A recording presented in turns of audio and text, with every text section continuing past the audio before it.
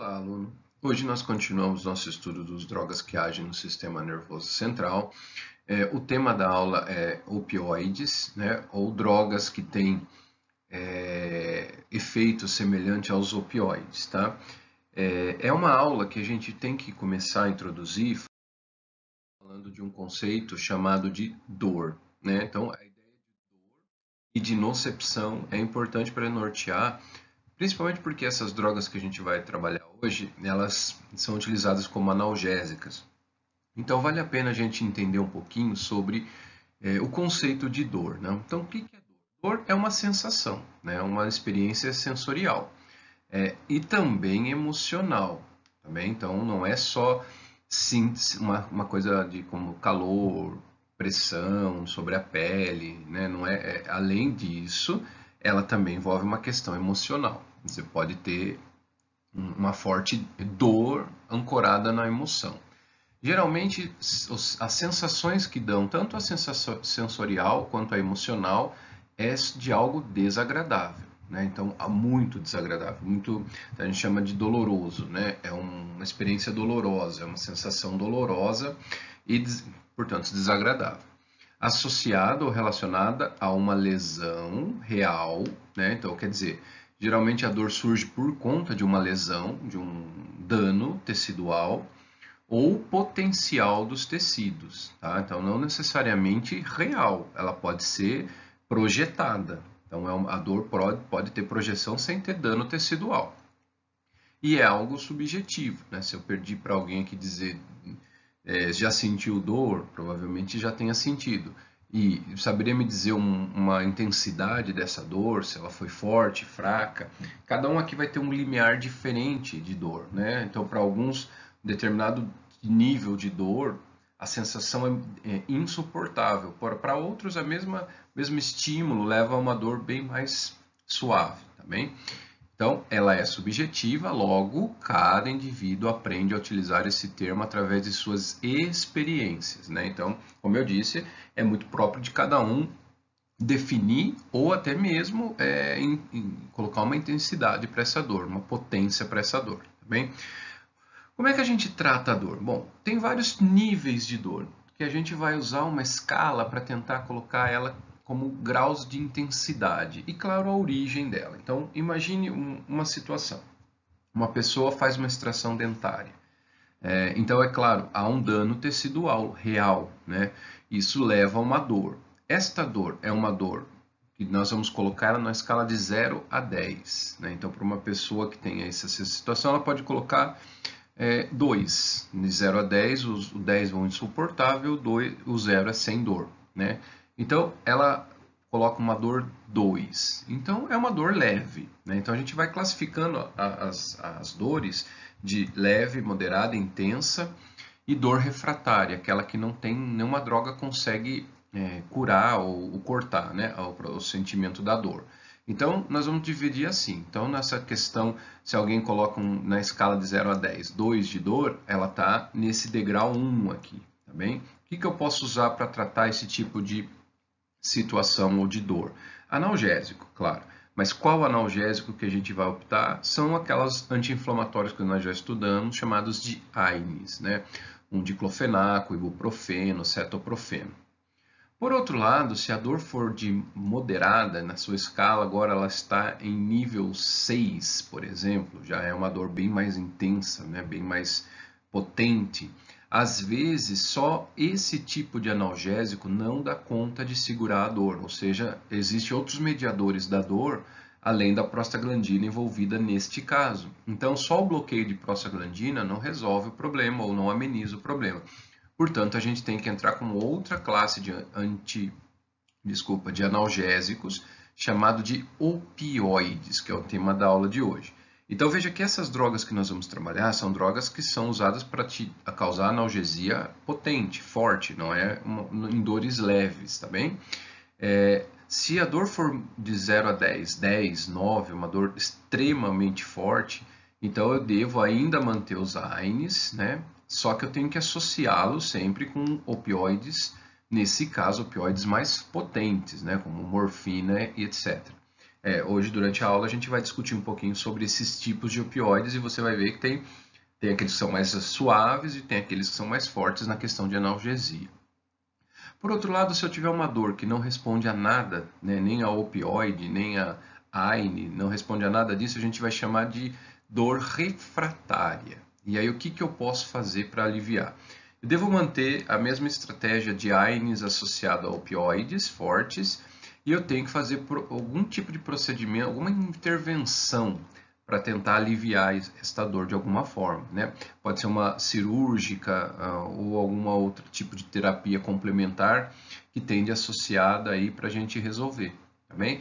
Geralmente esse tipo de dor refratária é aquela dor crônica, quando nós temos inflamações, por exemplo, das articulações.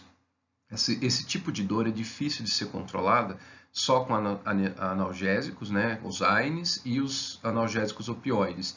Então, nesse caso, muitas vezes precisa fazer microagulhamentos, ou agulhamento, ou extravasar o líquido de dentro da articulação, se houver. Então, outros tipos de procedimentos, tá bem?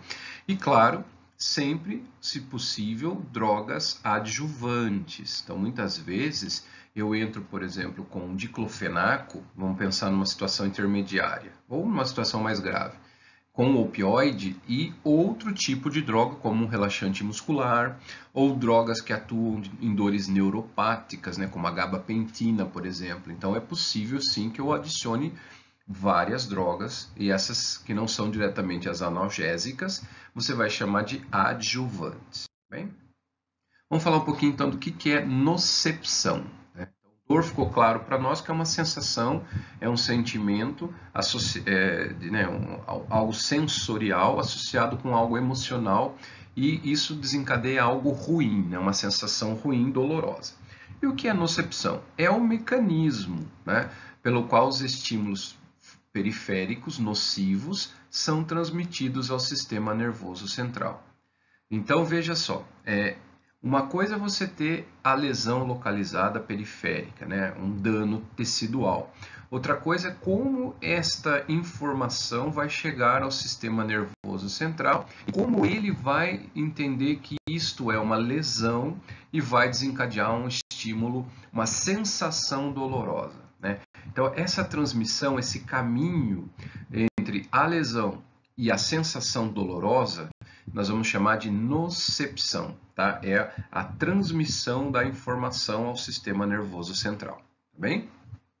As terminações nervosas periféricas noceptivas respondem a estímulos nocivos, tá bem? Então, o que faz desencadear essa transmissão? Alguma lesão tecidual, mecânica mesmo, um trauma, por exemplo, uma quentura ou né, uma chapa quente, algo que a temperatura aumente muito bruscamente, ou que você sinta quente, né, acima de 42 graus, ou muito frio, abaixo de 16 graus, também desencadeia o estímulo noceptivo, a transmissão noceptiva. E algumas situações químicas, né, por exemplo, diminuição do pH do tecido, aparecimento de moléculas chamadas de cininas, também estimulam a nocepção, o aumento do ATP no local em que a dor vai surgir, né, da onde está sendo a origem dela, também pode desencadear a sensação noceptiva, tá bem? Bom, como é que acontece a transmissão, né, da informação dolorosa? Então, veja, vamos partir de um clássico, né? Houve um dano tecidual, houve uma lesão, houve um trauma. Por exemplo, você bateu fortemente o pé na quina da cama ou da mesa, por exemplo. Então, houve uma lesão. No local desta lesão, várias moléculas vão ser produzidas e vão ser liberadas, tá bem? Uma delas nós já vimos, já estudamos quando nós estudamos o processo inflamatório, que são as prostaglandinas, tá bem? As prostaglandinas, elas causam dor por quê? Porque elas agem no neurônio noceptivo, né?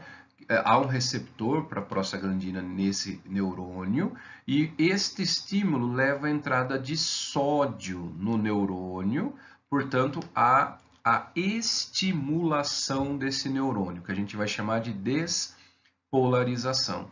E a despolarização leva, então, à excitação do neurônio e à transmissão para o sistema nervoso central para que eu sinta dor.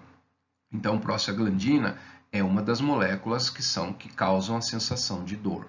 Outras moléculas, por exemplo, a ATP, como nós comentamos no slide anterior, eles também podem levar o neurônio. Esse rosinho aqui é o neurônio da dor, tá? Chamado de terminação nervosa livre ou neurônio noceptivo, tá? Ele está distribuído por todos os tecidos.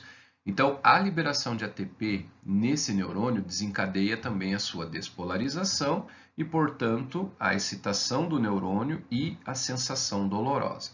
Há outras moléculas, por exemplo, calor, né? Ou capsaicina, que eu não cheguei a comentar com vocês no processo inflamatório, são menos importantes, mas também estão envolvidas no processo doloroso.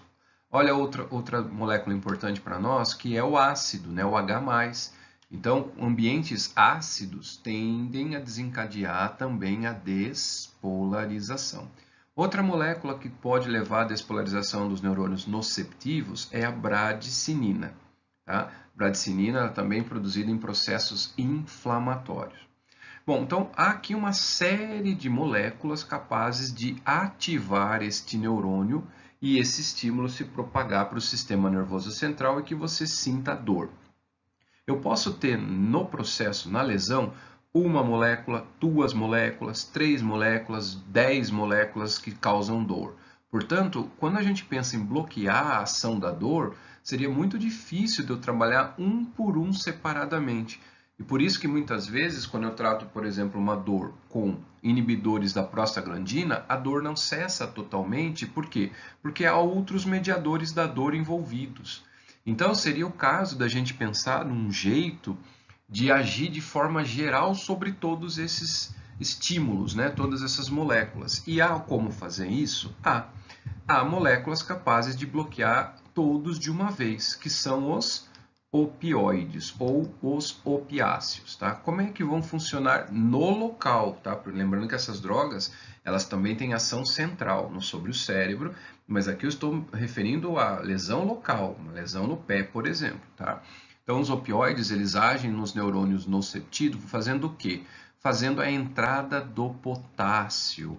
A entrada do potássio faz com que diminua ou não haja, inibe a despolarização. Portanto, eles bloqueiam essa transmissão do estímulo doloroso pelo neurônio noceptivo. Tá vendo?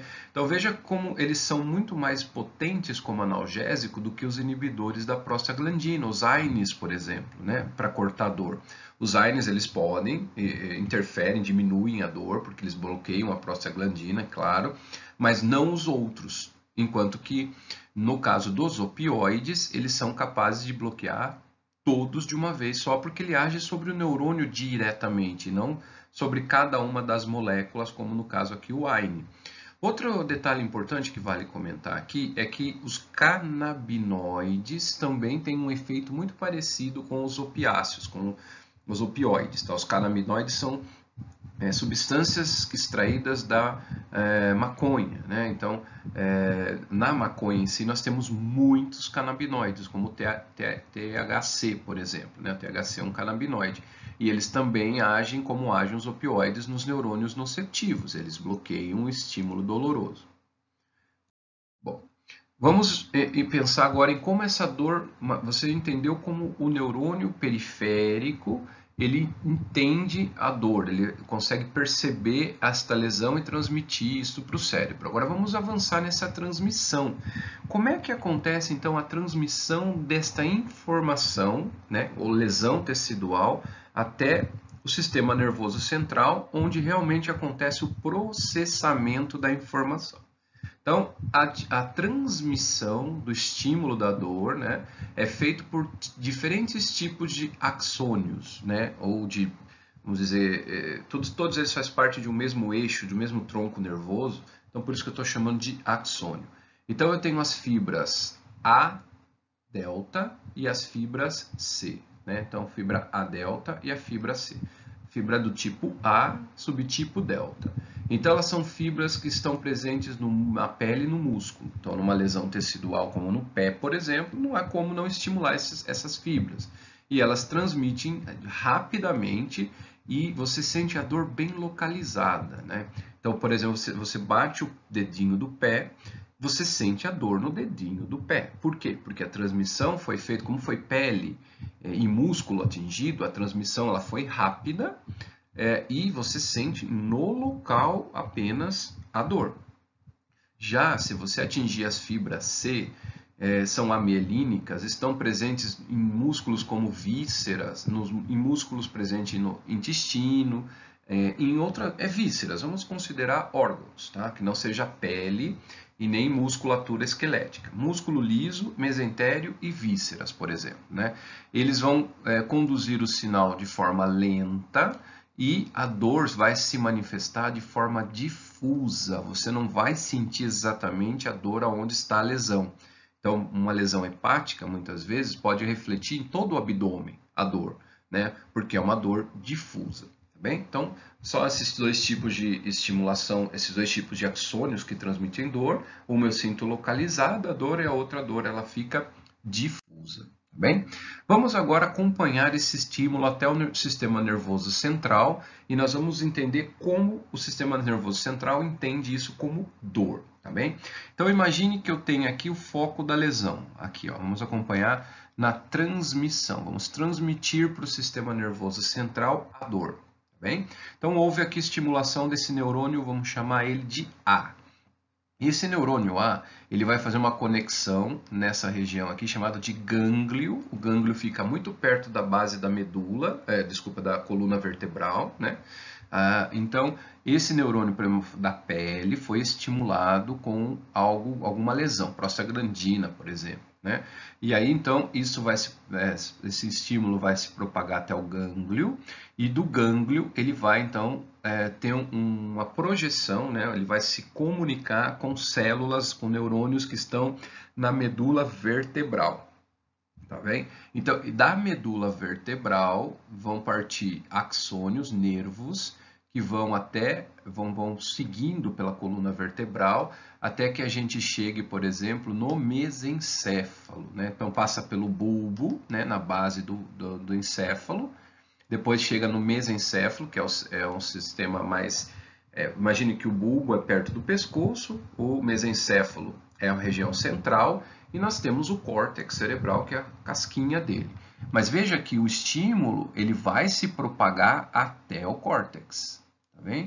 Então veja, do dedão do pé, este é o caminho neurológico para que você chegue no centro de sentir a dor no córtex.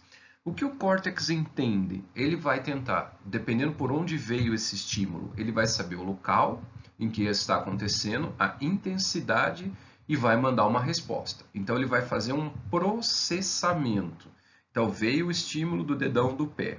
Esse estímulo veio forte, a onda despolarizante foi forte, liberou muito neurotransmissor naquela região. Então eles vão entender, esses neurônios entendem que é do dedão do pé e há alguma lesão grande, forte, importante. Então eles vão mandar uma resposta, uma sensação de dor, tá bem? Como é que se dá essa volta, então? Porque eu vou sentir a dor não no cérebro, eu sinto a dor no dedão do pé.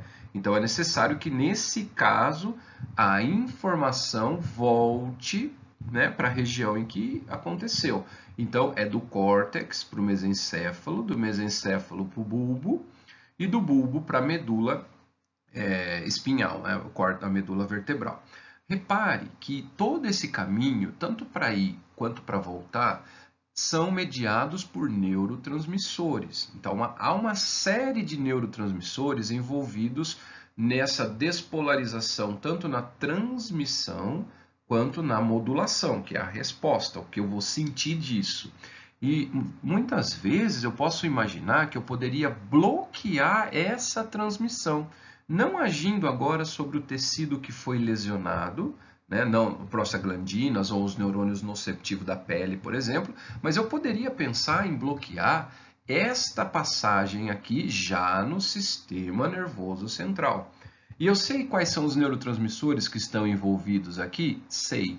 São basicamente dois que estão colocados aqui, ó, que são responsáveis tanto para levar essa informação quanto para trazer a resposta, né? Ou a modulação da resposta, que são a serotonina, então a serotonina está envolvida na transmissão da dor, e principalmente chamadas de encefalinas. Primeira vez que a gente vê esse tipo de neurotransmissor, tá bem? Então guarda esse nominho que a gente vai resgatar ele mais para frente, tá? Então basicamente esses dois neurotransmissores, eles estão envolvidos na levar a informação dolorosa ao córtex cerebral e modular essa resposta, processar essa resposta e transmitir isso para o tecido periférico, tá bem? Bom, vamos agora olhar não só a serotonina e endorfinas ou cefalinas, vamos ver que tem outros neurotransmissores que também podem ajudar a transmitir essa resposta para o sistema nervoso central. Então, por exemplo, nós sabemos que o glutamato também é importante nessa transmissão da dor, tá? Então ele participa. Outro que facilita, que a gente poderia imaginar, é o GABA. Por quê? Porque se você conseguir bloquear, inibir esses neurônios que transmitem a dor, pelo GABA, por exemplo, então a dor também não vai chegar ao sistema nervoso central. Então, aumentar GABA no cérebro, dependendo da região do cérebro, né, se estiver envolvida com essa transmissão de dor, também pode ser interessante, ele está envolvido, né? Outras moléculas, a serotonina ela está bastante envolvida nessa transmissão, e as endorfinas, ou se você preferir, encefalinas, como a gente via colocado no slide anterior. Nós temos também o ATP envolvido nessa estimulação, mas ele não passa a ser tão importante para nós, tá? O que passa a ter relevância nessa transmissão da dor no sistema nervoso central são as endorfinas ou encefalinas, a serotonina e o GABA, tá? O glutamato nem tanto e o ATP também nem tanto. Vamos então falar o tema da aula, né? Vamos falar um pouquinho sobre os opioides, né? As drogas que a gente vai usar para tentar controlar o processo doloroso, né? Então, um breve histórico, os opioides refere a moléculas, a substâncias, tá? Então, você vai chamar sempre de opioide substâncias, moléculas. Mas de onde eu vou extrair ela, né? Essas moléculas? Essas moléculas elas são extraídas do ópio. O ópio é extraído de uma planta, né, chamada de Papaver simniferum, né, ou também conhecida como papoula. Então tá aí a planta para nós, e ela produz um monte de substâncias chamadas de opioides, tá bem? Esses opioides, eles causam efeitos nos seres humanos, tá? Então, claro, por isso que é o uso disso. Esses opioides eles têm uma ação endógena, eles podem ser extraídos de forma endógena, ou você pode produzi-los também em laboratório, de forma sintética. Tá? Desde que produzam os mesmos efeitos no organismo, você pode dizer que são opioides. Porém, se você modificar muito quimicamente essas moléculas, elas ficarem um pouquinho diferentes, né? Mas elas estiverem relacionadas ao efeito, ou à morfina, por exemplo, nós vamos chamar isso de opiáceos.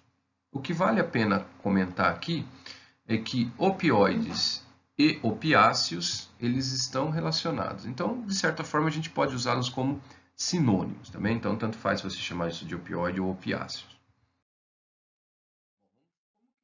Essas drogas agem. Então, se você tem uma substância, qualquer molécula, que ao colocar no organismo humano, né, ao entrar em contato com o organismo humano, ele produz algum tipo de efeito, é porque ele tem receptores, ele encontrou receptores nesse organismo, também. Então, quando a gente injeta ópios, ou ópio não diretamente, mas os opioides nas pessoas, em organismo, as pessoas respondem. Então, o que a gente pode imaginar é que essas pessoas, esses organismos, possuem receptores. Tá bem? E quais são os receptores dessas moléculas chamadas de opioides? Eles são 4 tipos, vamos dizer, né? Eles são chamados de Mi, de Kappa, de Delta e de Orly. ORL1, ORL1, tá bem? Então, basicamente, eu tenho 4 receptores para os opioides nos seres humanos.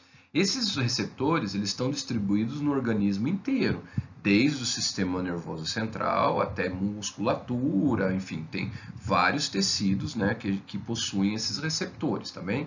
Então, há necessidade de a gente entender que dependendo do tipo de opioide que você usa, ele tem efeitos no intestino, ele tem efeito cardíaco, ele tem efeito central. Por quê? Porque esses receptores estão dispostos de forma generalizada no organismo, tá bem? Mas vale uma pergunta aqui.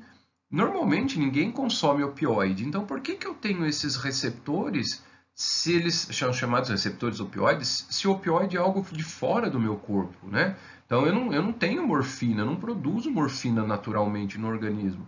Por que eu tenho que ter receptor para morfina, chamada de opioide, se eu não tenho produzindo ela no corpo? Na verdade, existe sim as moléculas que são semelhantes aos opioides que são produzidos pelo corpo.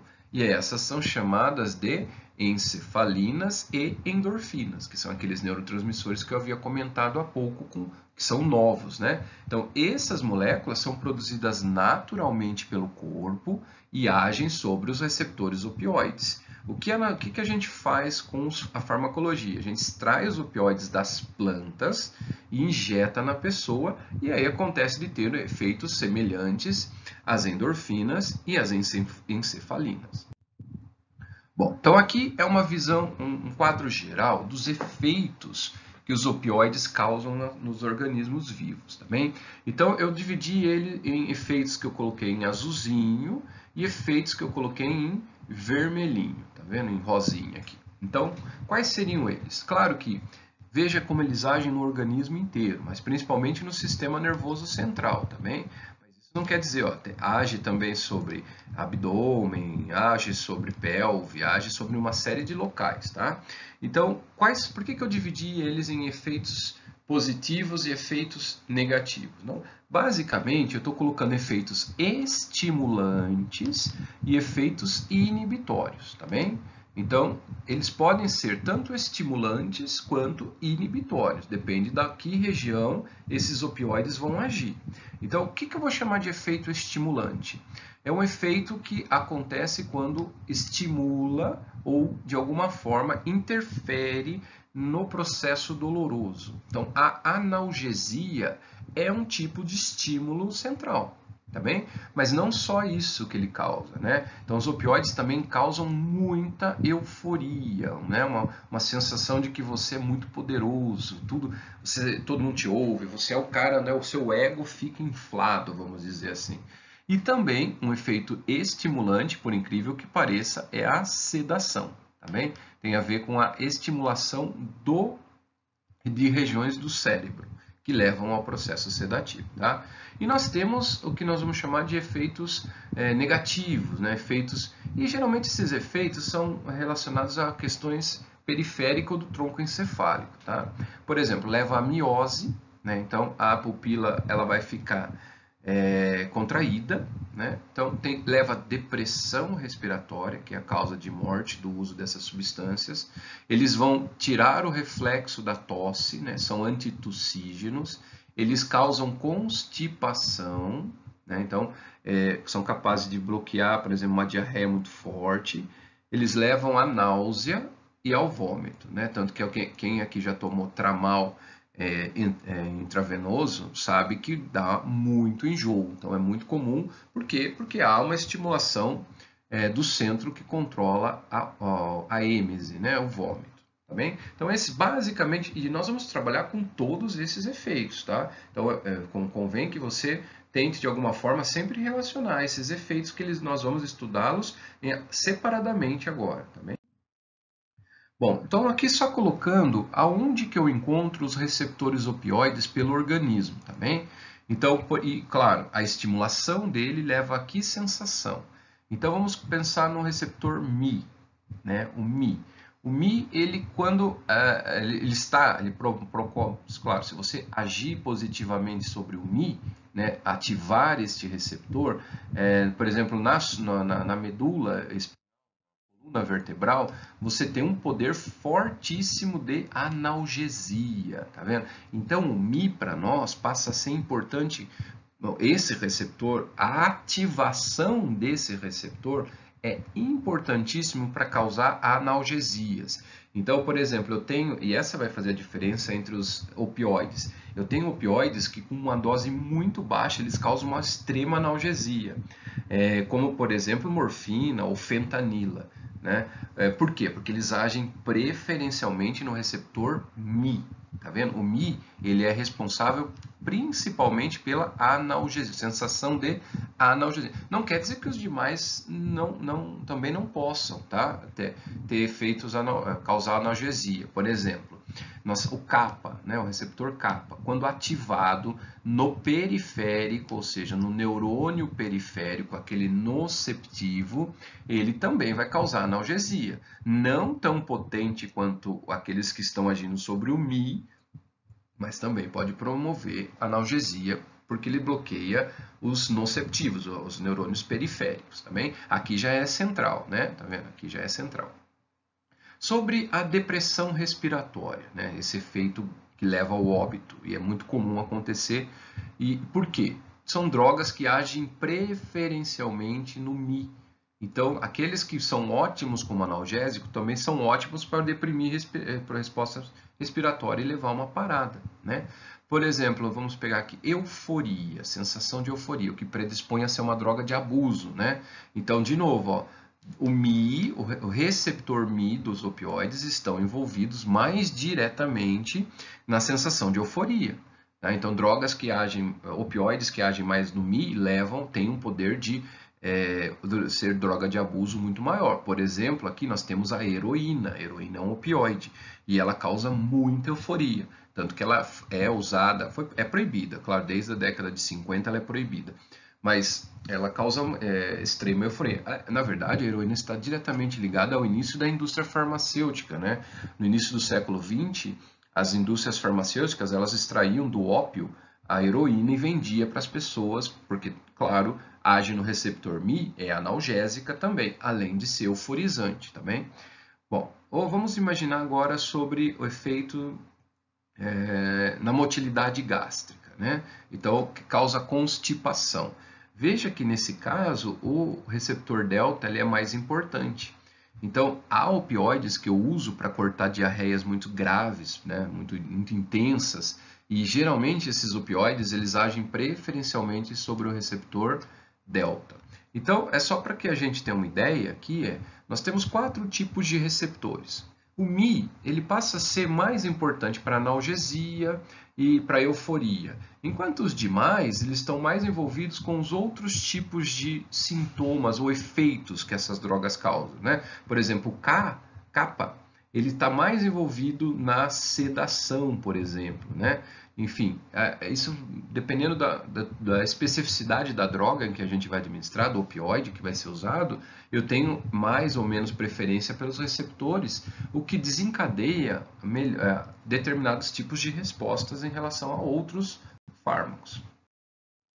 Bom, então vamos olhar um pouquinho como essas drogas, né, como que eu posso fazer para bloquear essa estimulação, essa transmissão da dor para o córtex e a sua modulação de volta para o tecido periférico, tá bem? Então, o que está sendo mostrado aqui para nós? De novo, aquela via de transmissão, tá vendo? Então, o estímulo doloroso, ele segue por esta região, vai passando por esses neurônios, e aqui é o processamento da informação que vem como sentir dor, geralmente dor localizada, tá?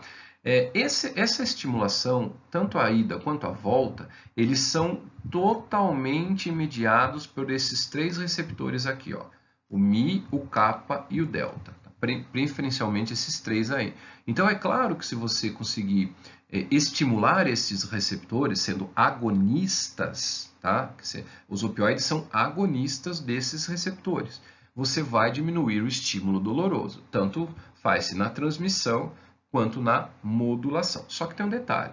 Os opioides eles não são muito eficazes para dores neuropáticas. O que são dores neuropáticas? São dores quando há inflamação direta do neurônio. Quando o neurônio é afetado diretamente, não o tecido que está em volta, esse tipo de dor, esses opioides não têm uma eficácia muito grande. Então, por exemplo, um pinçamento de ciático, né? Você prensa o nervo ciático na base da coluna.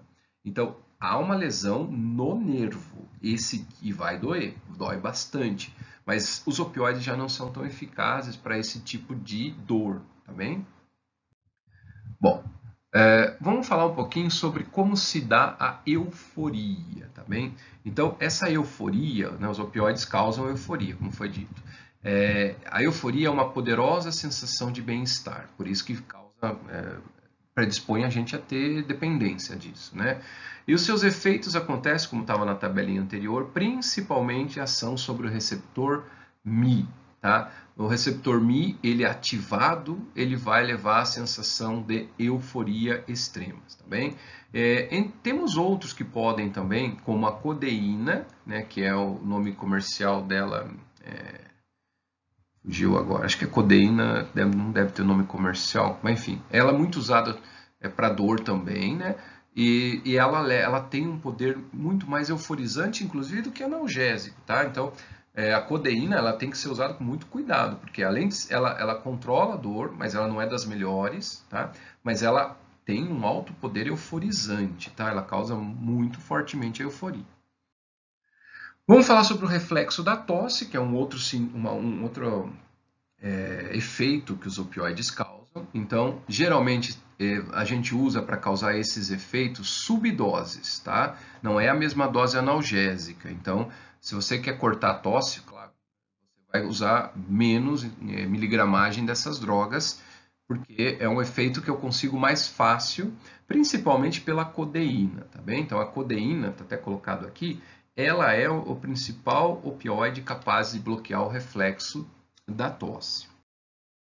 E, claro, a depressão respiratória, que é a causa de morte, é o cuidado extremo, né? Porque dependendo da dose, é muito fácil você passar um pouquinho da dose, ter uma overdose, e levar à depressão respiratória. Inclusive, as pessoas que faziam antigamente, hoje nem tanto mais, mas antigamente, como a heroína era muito usada como droga de abuso, as pessoas tendiam a morrer de depressão respiratória por uso excessivo da heroína, tá bem?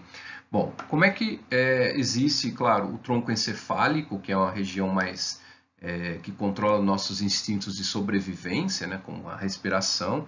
Então, há um problema, há uma superestimulação do tronco cerebral na questão respiratória, mediado também pelo receptor Mi, tá vendo?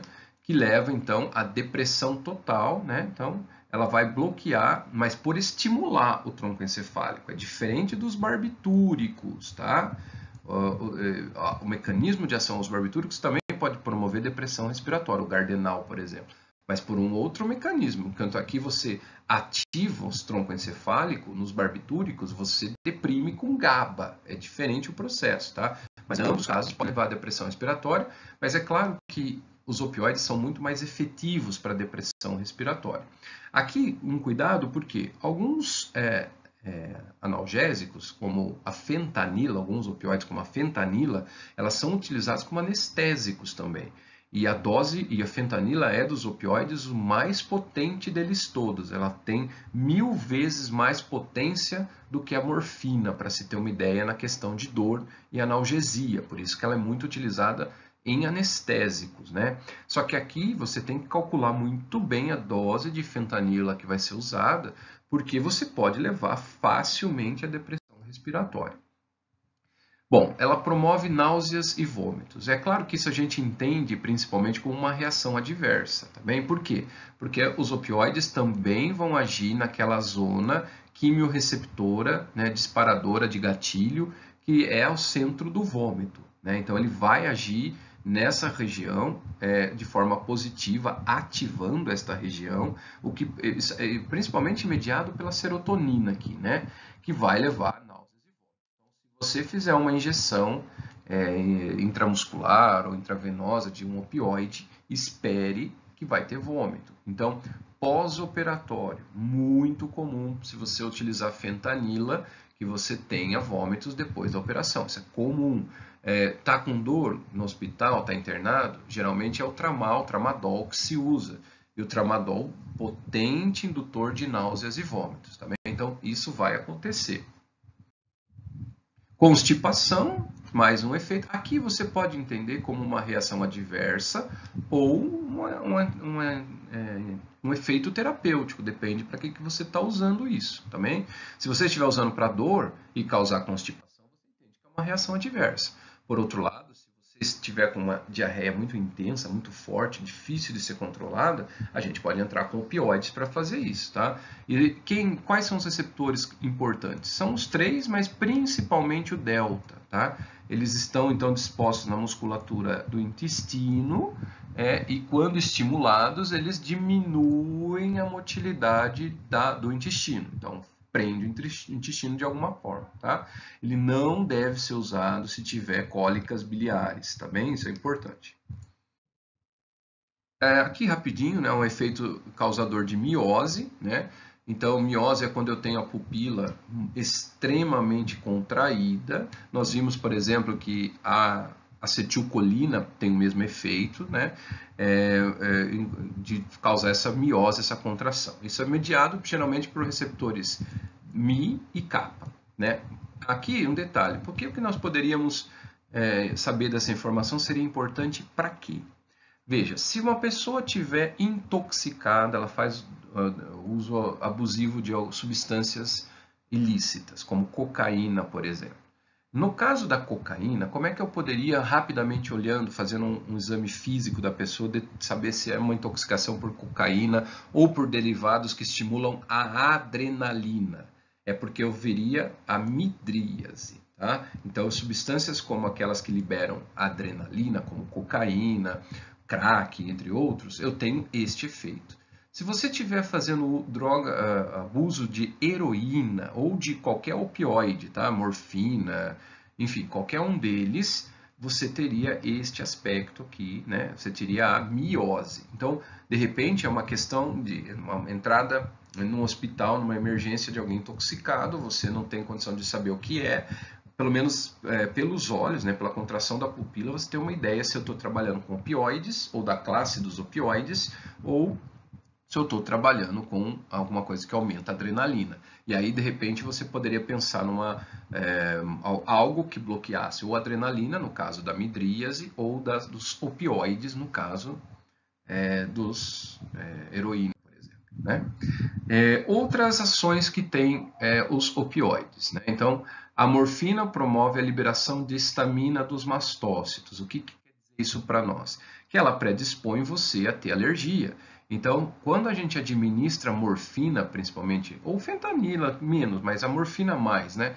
Você pode ter isto aqui, ó. Você pode ter uma liberação, ainda mais se for intravenoso, você pode ter liberação histamínica forte, né? Você está vendo aqui todo um processo alérgico já envolvendo as veias, né? E também, claro, tem outros efeitos, como por exemplo, broncoconstrição. Então a morfina, ela pode levar, como ela facilita a liberação de histamina, fora do sistema nervoso central, então ela pode promover uma broncoconstrição muito grave. Ela pode levar a uma hipotensão, porque a histamina causa isso, muito grave, além do processo alérgico no próprio local de injeção. Tá bem? Bom, vamos comentar agora um pouquinho de opioides que podem atuar como agonista ou opioides que podem atuar como antagonista. Tá bem? Eu tenho opioides para todos os tipos, todos os fins. Então, imagine um opioide agonista. Vamos partir daqui. Né? O que quer dizer isso? Que esse opioide vai se ligar ao seu receptor e ao receptor opioide, no caso, e vai ter uma resposta. Ou ele pode atuar como antagonista, ligar ao receptor opioide e não produzir resposta, e impedir que as encefalinas e endorfinas produzam resposta. Então, isso é um antagonista. Eu tenho as duas coisas. Veja, para a dor ou para os efeitos que a gente estava comentando anteriormente, todos são efeitos agonistas, efeitos que quando o opioide age sobre o receptor, ele ativa o receptor e então apresentam aquelas respostas que nós estudamos anteriormente. Então vou colocar agora para vocês alguns tipos de opioides e quando eu tenho agonista ou antagonista, ou eu tenho misturado, ele tem ação, enfim, nós vamos ver isso agora. Por exemplo, eu tenho agonistas que eu vou chamar de puro ou totais, né? Por exemplo, a metadona, e ela tem afinidade pelos receptores Mi, tá? Desculpa, pelos kappa e delta, principalmente, tá? O Mi menos, tá bem? Não quer dizer que não tenha, né? Todos eles vão ter efeito sobre os 3 receptores principais opioides, mas no caso aqui é Mi e delta. Eu tenho os agonistas que eu chamo de parciais, é aqueles que se ligam no receptor, mas não produzem uma resposta muito intensa. Geralmente é uma resposta pela metade do que eu teria de um total. Quem que eu tenho aqui? Eu tenho a morfina, então ela é um agonista parcial, a heroína, a codeína, o dextropropoxifeno, né? Dextropropoxifeno, né? Que é o dextrometorfano, ele é derivado disso aí. E essas drogas, elas agem como agonista parcial, principalmente sobre o receptor Mi. Tá? Então, enquanto a metadona é mais kappa-delta, morfina, heroína, codeína, os 3 principais, sobre Mi. Eu tenho aqueles agonistas mistos. Ora eles funcionam como agonista, ora eles funcionam como antagonistas, tá bem? Quem que eu tenho aqui como opção? A nalorfina, pentazocina, tá bem? Então, eles vão agir principalmente sobre receptores kappa como ativadores, como agonistas, mas eles são antagonistas do Mi, tá? Então, eles levam a um efeito chamado de disforia, muito comum por conta disso. Então, veja que curioso, a mesma droga, num receptor ela é agonista, em outro receptor ela é antagonista. E nós temos os que são antagonistas mesmo, né? Aqueles que bloqueiam todos os receptores opioides. Quem que nós temos aqui? Principalmente, né? A naloxona. A naloxona ela é utilizada em caso de intoxicação por opioides, ou até no tratamento, por exemplo, alguém que é dependente químico de opioide, pode usar a naloxona em doses, por um período, em doses baixas, para tentar cortar o efeito dos opioides. Então, ela pode ter ser usada para situações de dependência química dessas substâncias, tá bem? Então, veja como eu tenho variáveis de opioides. Rapidamente eu vou apresentar eles aqui para nós. Então, eu tenho a morfina, que é o primeiro de todos, né, muito usado até hoje, né, amplamente usado para dores crônicas e agudas, de grau de moderado a intensa, né, a forte. Ela pode ser dada por via oral, né, e também pode ser diretamente na medula espinhal, né, no líquor. Ela fica pouco tempo no organismo, então ela tem um efeito curto de 4 horas, vamos dizer 5 horas, 6 horas estourando. E quais são as principais reações adversas? Claro, você usa morfina para dor, então o resto é tudo reação adversa: sedação, depressão respiratória, constipação, náusea e vômitos. Como ela libera histamina, vai dar coceira e, claro, tem um alto poder de causar dependência, além da euforia. Então, aqueles efeitos que nós estudamos anteriormente, se você escolher um que é o efeito desejável terapêutico, os demais passam a ser adversos, tá bem? Vamos falar da heroína. A heroína você não encontra em farmácias para comprar, ela é proibida o uso dela, tá? E para que ela era usada? Para dor aguda e crônica, assim como a morfina. Poderia ser uso oral ou injetável. Tá? Atua mais rapidamente que a morfina, porque ela consegue ter uma ação central muito melhor do que a morfina. Tá? Age as mesmas reações adversas que tem a morfina, todas essas daqui, com um detalhe maior: a euforia aqui ela é mais evidente, tá bem? Vamos pegar oxicodona. Não vou passar todos porque são muitos, tá? Então eu coloquei aqui, depois vocês dão uma olhada com calma, mas os mais importantes eu vou comentar. Também é analgésico, potente analgésico, usado por via oral ou injetável. Tempo de meia-vida também é bastante curto, assim, isso é meio que regra, né? Os opioides eles ficam pouco tempo no organismo. As reações adversas são idênticas à da morfina, mesma coisa relacionada à morfina. Vamos falar um pouquinho de outras aqui. Vamos falar da metadona, né? Metadona também é um potente analgésico, principalmente para dor crônica. Como eu disse, para você auxiliar no tratamento de dependência química. Por quê? Porque a metadona é um agonista parcial. E por ser agonista parcial, ela vai diminuir um pouquinho, interferir um pouquinho nos efeitos daquilo que a pessoa está usando. Então, imagine que alguém faça uso de heroína. Então você poderia usar a metadona, como ela é uma agonista parcial, para bloquear parte do efeito da heroína que está sendo usada. Então ela pode, é como um desmame, ela pode ser usada, tá bem?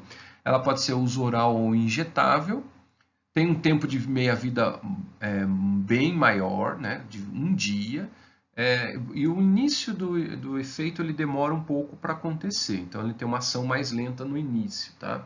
Reações adversas, como o da morfina, tá bem? Claro que por não causar euforia, ela é usada com a finalidade de manutenção nas dependências químicas, tá? Fentanila. Fentanila é muito usada em centros cirúrgicos.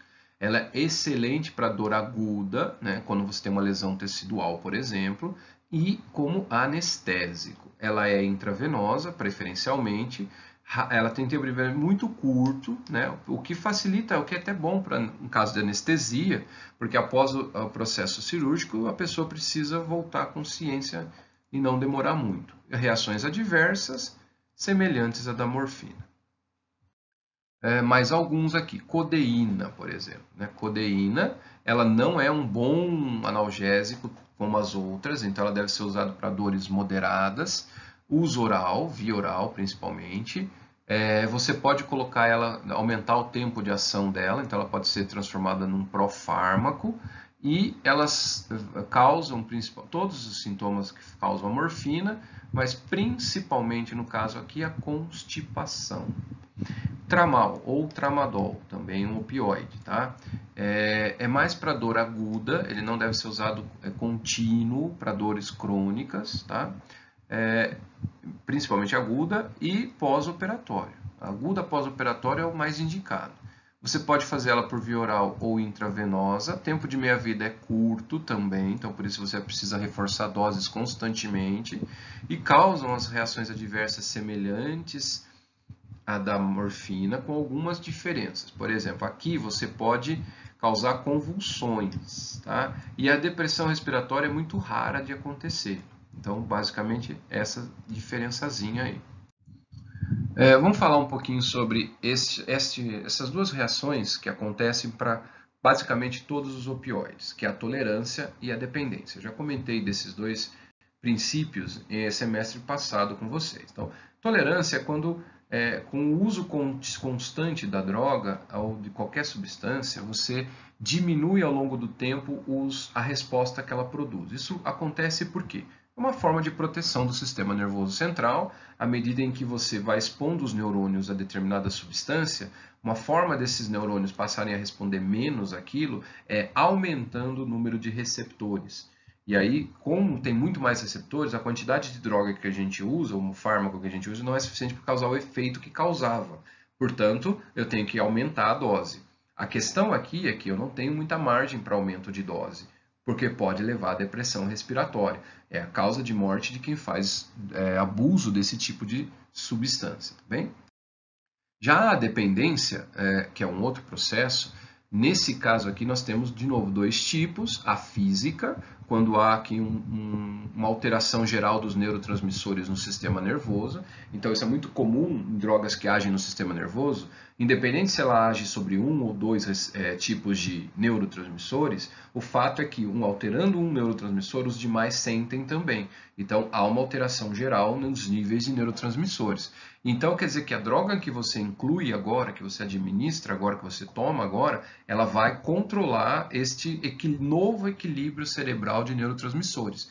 E é evidente que se você tirar agora esta droga, há de novo um desequilíbrio geral dos neurotransmissores, o que leva a um quadro chamado de síndrome de abstinência ou crise de abstinência, até que o sistema nervoso se readapte novamente às condições dos neurotransmissores e um novo equilíbrio seja estabelecido, tá bem? Bom, importante que esse é a dependência física, isso tem tempo para acabar, geralmente ela fica por volta de 3 semanas ou 2 semanas a crise de abstinência e a pessoa tende a regularizar a saída dos sintomas de abstinência. O problema é que esse tipo de droga também leva à dependência psicológica, tá? Porque é euforizante, é uma sensação muito boa. Então, há ali uma fuga, né, do mundo cruel, do mundo duro que a pessoa vive. Então, aquele dia que foi um horror, que todo mundo brigou com você, que você se estressou, brigou com todo, assim, ficou irritada, enfim.